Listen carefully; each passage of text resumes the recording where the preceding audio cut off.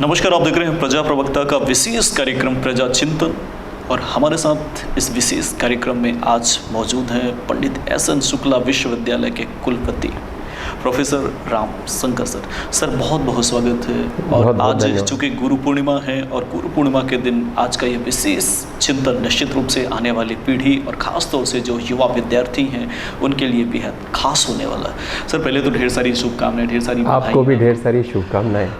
Sir आज गुरु पूर्णिमा है, लेकिन वर्तमान परिदृश्य में जब हम गुरु और शिक्षक के दोनों के बीच एक संबंध और समन्वय की बात करते हैं तो आप किस स्थिति पर इसका अवलोकन करते हैं? देखिए, हमारी जो प्राचीन भारतीय परंपरा रही है गुरु शिष्य की, वो अद्भुत है, बहुत गहरी परंपरा है और बड़े शाश्वत मूल्यों पर आधारित है। गुरु वो है जिसको ब्रह्म का स्थान दिया गया है।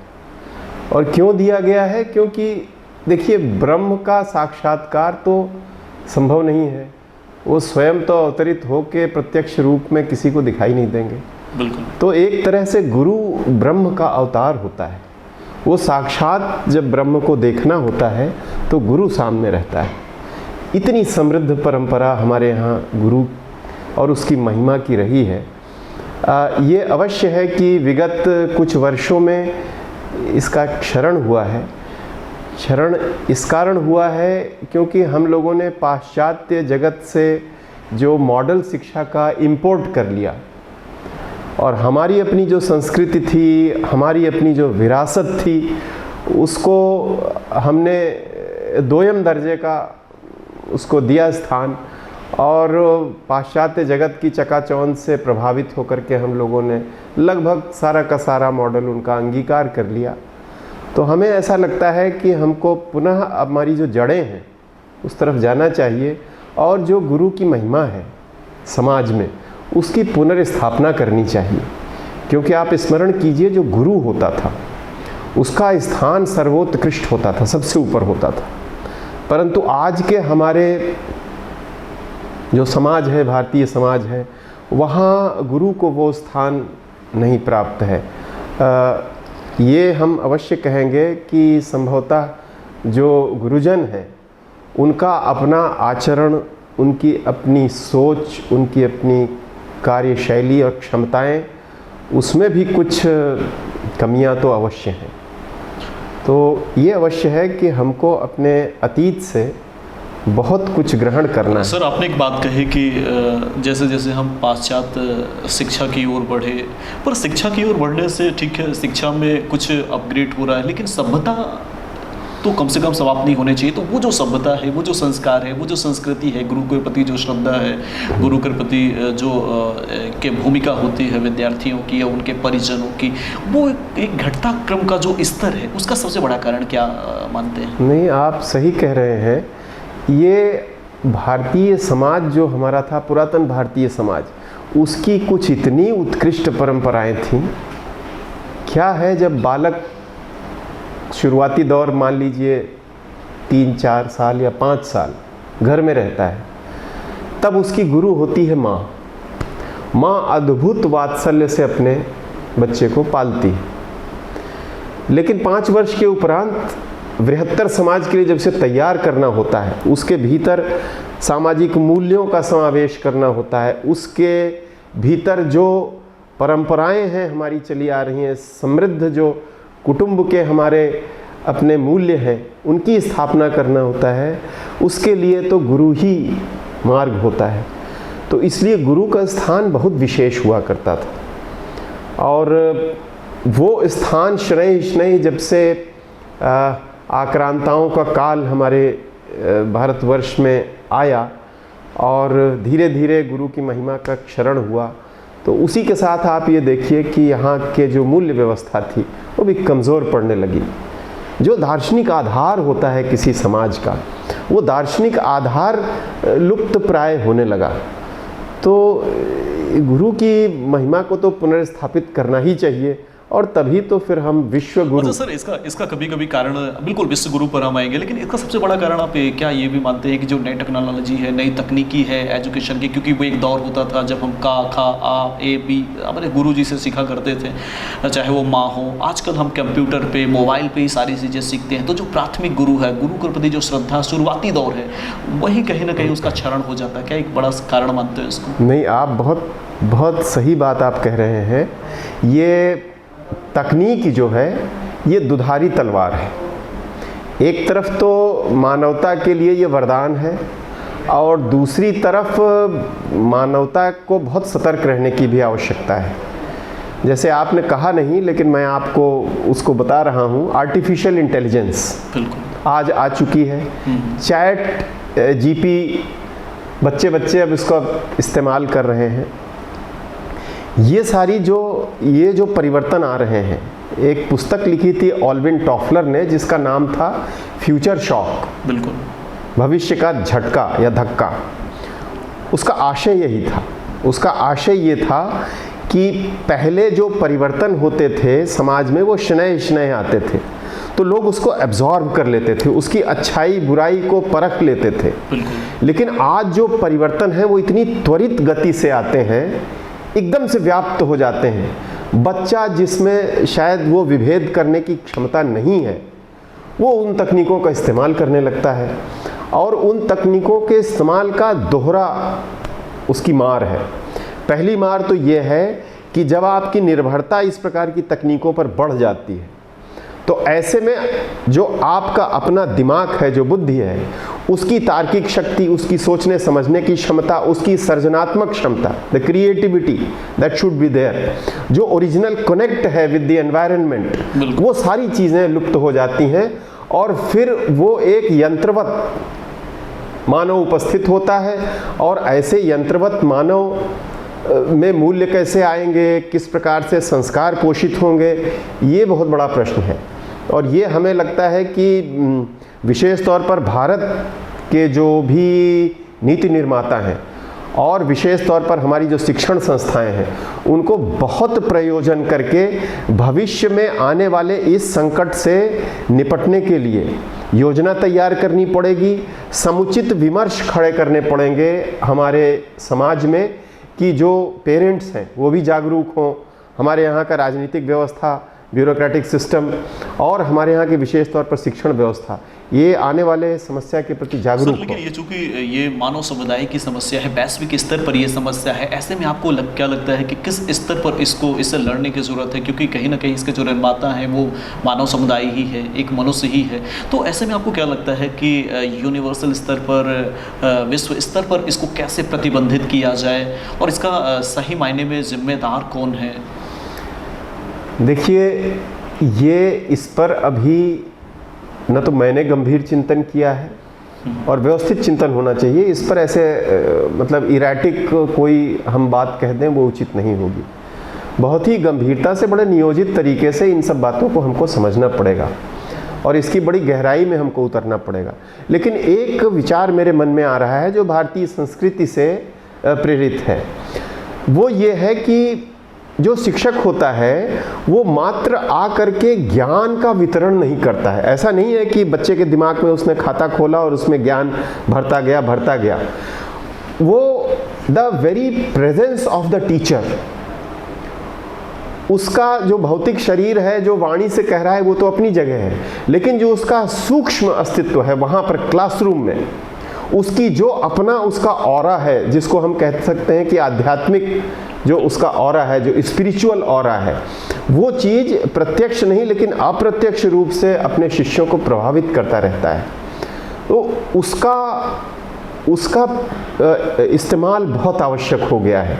इसीलिए शिक्षक की महिमा और शिक्षक की आवश्यकता और उसका जो महत्व है वो कई गुना और बढ़ गया है ये आर्टिफिशियल इंटेलिजेंस के युग में, क्योंकि वही नियोजित कर सकता है, वही सही विमर्श, वही सही विचार बच्चों के मस्तिष्क में डाल सकता है। क्योंकि आवश्यकता इस बात की है, आपके सामने सूचनाओं का संसार खड़ा हुआ है, बहुत विशाल संसार है, लेकिन जो शिष्य होता है, जो बालक है, उसको सही चुनना कि साहब ये उचित सूचना है, ये अनुचित है, ये विचार ठीक है, ये अनुचित है, वो जो नैतिकता है, बिल्कुल, वो जो आध्यात्मिक पक्ष है एक मानव के विकास का, वो शिक्षक ही डाल सकता है। अवलोकन और पुनर्विलोकन कहीं ना कहीं। सर, एक चीज़ और हम देखते हैं कि अभी जब हम बात करते हैं विद्यार्थियों के बीच, अभी हाल ही में एक खबर पढ़ रहा था कि 2 बच्चियां थी, IT की बच्चियां थी, दोनों सुसाइड कर ली। ऐसे अमूमन पर डे खबर आते हैं। ऐसे में आपको क्या लगता है, ये जो एक शिक्षा है, दूसरी जो आध्यात्मिक शिक्षा है, कहीं ना कहीं आध्यात्मिक शिक्षा की कमी की वजह से ऐसी घटनाएं, तो आपको क्या लगता है कि आध्यात्मिक शिक्षा को और कितना ओतप्रोत और बेहतर व्यवस्थित तरीके से एजुकेशन के पहले इन विद्यार्थियों को देने की जरूरत है? देखिए, आध्यात्मिक शिक्षा तो नहीं कहेंगे, आध्यात्मिक जो आयाम है किसी व्यक्ति का, उसको विकसित करने की आज के संसार में तो बहुत अधिक ज़रूरत है, क्योंकि मनुष्य बहुत अकेला पड़ता जा रहा है। ये वैसे तो कहने को बड़ा कलेक्टिविटी है, सूचना संचार क्रांति की वजह से लोग एक दूसरे से बहुत जुड़ गए हैं, लेकिन उतना एकाकीपन भी उनमें आ गया है। अब देखिए, आध्यात्म में एकांत को बड़ा महत्व दिया गया है। जब आप एकांत में होते हैं तभी संभव है कि आप अपने आप से और पर ब्रह्म से साक्षात्कार, आत्म साक्षात्कार जिसे कहा जाता है, तभी हो सकता है। लेकिन वहाँ भी मार्गदर्शक गुरु की आवश्यकता होती है। तो यदि हम बहुत नियोजित तरीके से आध्यात्मिक आयाम को अपने बच्चों में विकसित करना प्रारंभ करें, लेकिन नियोजित तरीके से। अभी क्या है, ये बड़ा रैंडम सा है, भाई किसी ने कोई YouTube पर देख लिया, किसी महर्षि स्वामी जी, किसी गुरु के पास चले गए, ज्ञान मिल गया थोड़ा, लेकिन ये बहुत व्यापक नहीं है स्तर पर और बहुत नियोजित तरीके से हमारी शिक्षण व्यवस्था का ये भाग नहीं है। जब हम इसको अपनी शिक्षण व्यवस्था का भाग बनाएंगे तो उस प्रकार का एकाकीपन जिसमें व्यक्ति अंततोगत्वा सुसाइड करने की स्थिति तक पहुंच जाता है, उसके लिए इतना आत्मबल विकसित हो जाएगा आध्यात्मिक आपके चरित्र के उत्थान के साथ कि इस तरह की बातें, इस तरह की समस्याएं निर्मूल हो जाएंगी। तो आपको क्या लगता है कि जो ये आध्यात्मिक, अगर आप इसे शिक्षा नहीं मानते, ये आयाम मानते हैं, तो किस स्तर की बात है, वो किस लेवल तक इन पीढ़ी को या विद्यार्थी के अंदर वो चीज़ें या उसका बीज उसके अंदर स्फुटित हो जाना चाहिए? ये आप बड़ा गूढ़ प्रश्न है कि देखिए, हमारा जो परंपरागत भारतीय समाज रहा है उसमें आध्यात्म का तत्व समाविष्ट था शुरुआत से। वो जो कुटुंब के संस्कार होते थे उसी में आध्यात्म का पुट जुड़ा हुआ रहता था, और वहाँ से जब वो गुरुकुल पहुँचता था बालक, तो फिर गुरु की महिमा और उसका सानिध्य और उसमें पुनः वो जीवंत हो उठता था पूरा का पूरा आध्यात्मिक जो आयाम है। अभी इतना यंत्रवत हो गई है शिक्षा कि आध्यात्म और मानवीयता और अन्य बहुत सी ऐसी बातें हैं, मूल्य हैं जो कहीं शिक्षण व्यवस्था में मतलब आते ही नहीं हैं। और तो इसलिए आवश्यकता इस चीज़ की है कि हम अपनी संस्कृति के वो जो अमूल्य धरोहर है उसको पुनर्जागृत करें और उस चीज़ को बहुत नियोजित तरीके से हम करना शुरू करें। तब हमारे बच्चों में इतना संबल विकसित हो जाएगा, उनका आध्यात्मिक चरित्र और भौतिक चरित्र दोनों ही। देखिए, अध्यात्म के साथ एक बड़ी बढ़िया चीज़ है, वो ये है कि जैसे जैसे आपका आध्यात्मिक उत्थान होता है वैसे वैसे जो लौकिक या भौतिक है वो भी अपने आप सुधरने लगता है।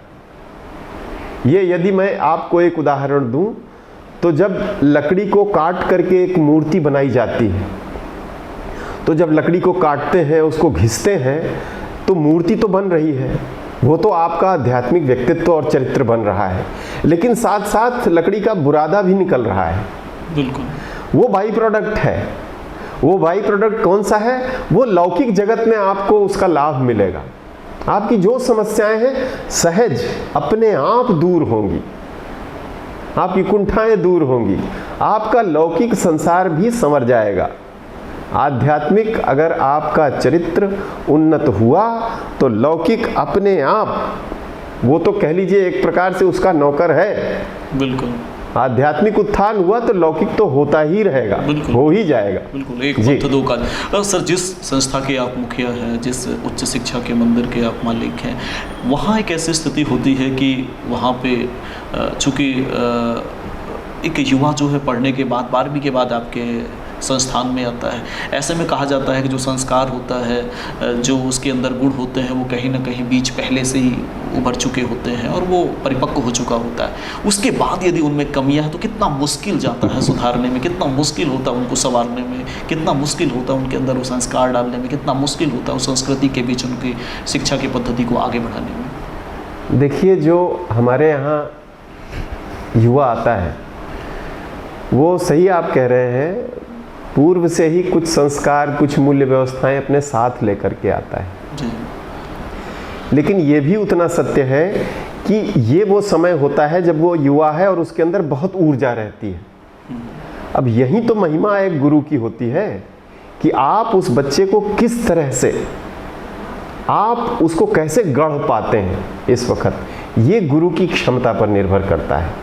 और मेरा ऐसा दृढ़ विश्वास है कि गुरु में अपार क्षमता होती है। गुरु एक व्यवसाय भर नहीं है, ये तो एक समर्पण है, एक कह लीजिए कि आप एक बहुत ही गंभीर रूप से पालक हैं समाज के। तो अपना दायित्व आपको समझना पड़ेगा और ना केवल समझना पड़ेगा, बहुत समर्पित भाव से इस पावन कार्य में लगना पड़ेगा। और मेरा अपना जो लगभग 40 वर्षों का शिक्षकीय अनुभव रहा है, उसमें मैंने तो यही पाया है कि यदि आप में वो मूल्य हैं, आप में यदि वो कमिटमेंट है, तो बच्चे आपका अनुसरण करेंगे, आपकी बात को सुनेंगे, बहुत गंभीरता से लेंगे। आज भी हमारे शिष्य जो 30-40 वर्ष पहले, आज वो कई तो बड़े अफसर हो चुके हैं, लेकिन सब वापस फ़ोन करते हैं, बताते हैं सर ऐसा कर रहा हूँ, ऐसा कर रहा हूँ, मैं ऐसे ईमानदारी फॉलो करता हूँ। ये शिक्षक की अपार संभावना है। 40 साल पहले का संस्कार था और अब आज के बाद जो संस्कार मिल रहा है, जो उन्हें शिक्षा मिल रही है, जो जिस परिवेश में पल रहे हैं, वो आने वाले 40 साल में क्या स्थिति उनकी, आपको क्या लगता है? क्या देखिए, जो गुरु है वो एक शाश्वत भाव है, वो ऐसा नहीं है कि युग में बदल जाता है, वो हमेशा रहता है। हाँ, ये ज़रूर है कि कुछ आधुनिक युग में हमारे उसके ऊपर बड़ी धूल सी जम गई है। हमारा कार्य है उसको झाड़ पोंछ के पुनः चमकाना।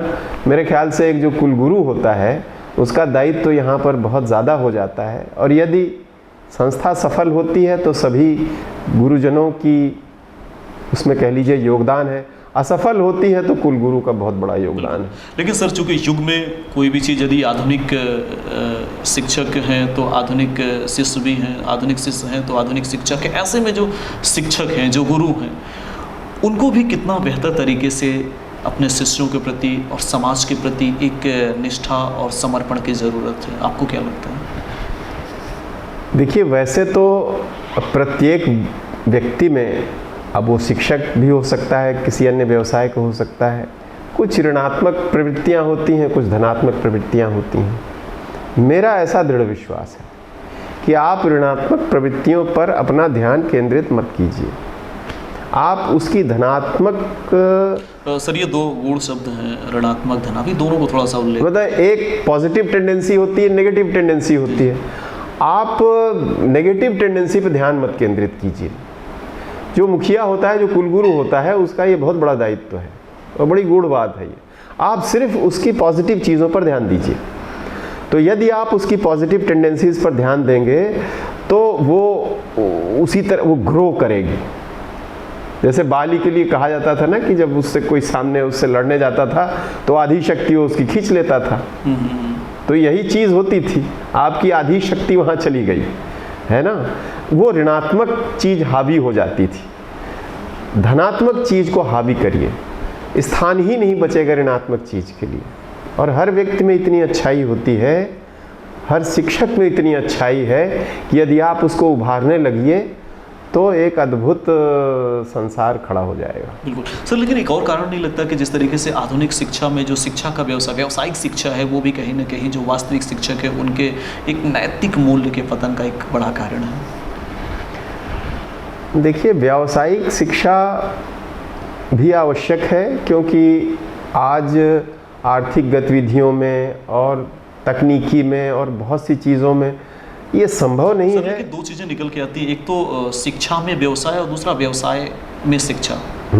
तो व्यावसायिक शिक्षा तो ठीक है, विद्यार्थी के लिए जरूरी है, लेकिन जी। शिक्षा के अंदर जो व्यवसाय किया जाता है, ये जो व्यवसायीकरण शिक्षा का है ये उचित नहीं है, क्योंकि शिक्षा बहुत ही पावन एक कार्य है और इसमें व्यवसायीकरण जब आ गया, जब आपका मूल उद्देश्य प्रॉफिट मोटिव से जब आप गवर्न होने लगे, तो फिर पतन तो निश्चित है। और ये जान लीजिए कि आप भी समझ रहे, ओसामा बिन लादेन वो इंजीनियर था मेरे ख्याल से, ऐसा बताते हैं। कितने आतंकवादी देवर IIT ग्रेजुएट्स, कितने मैनेजमेंट के वो थे, लेकिन वो आतंकवाद में घुसे हुए थे। तो नैतिकता शून्य जब होगी और जब जिसको कहते हैं लौकिक पदार्थ ही प्रधान हो जाएगा, तो समस्या तो उत्पन्न होगी। समाज के सामने ये समस्याएं हैं, लेकिन यही शिक्षक है जिसको उसका मार्ग प्रशस्त करना है, मूल्यों का मार्ग, संस्कृति का मार्ग, इन चीज़ों की स्थापना की जिम्मेदारी पूरी तरह से एक शिक्षक की है, गुरु की है। बिल्कुल। तो भारत को विश्व गुरु बनाने का सपना हम खासतौर से उन युवा पीढ़ी के लिए एक बेहतरीन संवाद था, जैसा कि कुलपति सर ने कई चीज़ों पर उन्होंने प्रकाश डाला। जब तक हम गुरुओं की महिमा को, कहा जाता है कि गुरु को मानते हैं लेकिन गुरु की नहीं मानते हैं, तो जब तक हम ये की जैसी चीज़ को अपने जीवन में शिरोधार नहीं करेंगे, हम विश्व का कल्याण तो स्वयं का कल्याण तो भारत का कल्याण, ये बहुत एक बड़ा काल्पनिक विषय होता है, काल्पनिक बातें होती है। और ऐसे में आज एक चिंतन का विषय है, आज ये संकल्प का विषय है कि गुरु की महिमा को कैसे अपने जीवन में शिरोधार करके गुरु की मानने की कोशिश की जाए। और मुझे लगता है कि ये जो भी उद्गार विचार थे कुलपति जी के, आप खासतौर से युवा पीढ़ी के लिए एक बेहतर संदेश हैं। और सर, आज विशेष दिन था और हमसे बातचीत करने के लिए ढेर सारी शुभकामनाएं, ढेर सारी बधाइयाँ। और हमारे जो युवा पीढ़ी है, जो विद्यार्थी हैं और जो युवा विद्यार्थी पढ़ाई करके जो शिक्षक बनने वाले, उनके लिए 2 लाइन के कुछ संदेश हो सकते हैं। संदेश मेरा बस इतना है कि गुरु पूर्णिमा का आज पर्व है, इसकी एक विशेष महिमा है और हमारी अपनी संस्कृति में इसका बहुत महत्व है। तो ऐसा न हो कि मात्र आज के दिवस तक ये बात सीमित रह जाए, ये आपके मानस में अनवरत सतत बनी रहे कि गुरु की जो महिमा है, गुरु के प्रति स्नेह है, गुरु के प्रति जो सम्मान है, आप सम्मान कीजिए, आप स्नेह दीजिए। आप देखिए, गुरु आपको इससे कहीं अधिक वापस देगा। बिल्कुल, कहा जाता है कि गुरु हमेशा चाहता है कि शिष्य उससे बढ़कर बने, लेकिन अगर हमारे अंदर गुरु के प्रति समर्पण है, हमारे प्रति एक श्रद्धा है, अगाध है, विश्वास है, तो निश्चित रूप से सफलता हमारे चरण चूमे। सर, हमसे बातचीत करने के लिए एक बार पुनः आपको बहुत बहुत धन्यवाद। नमस्कार जी।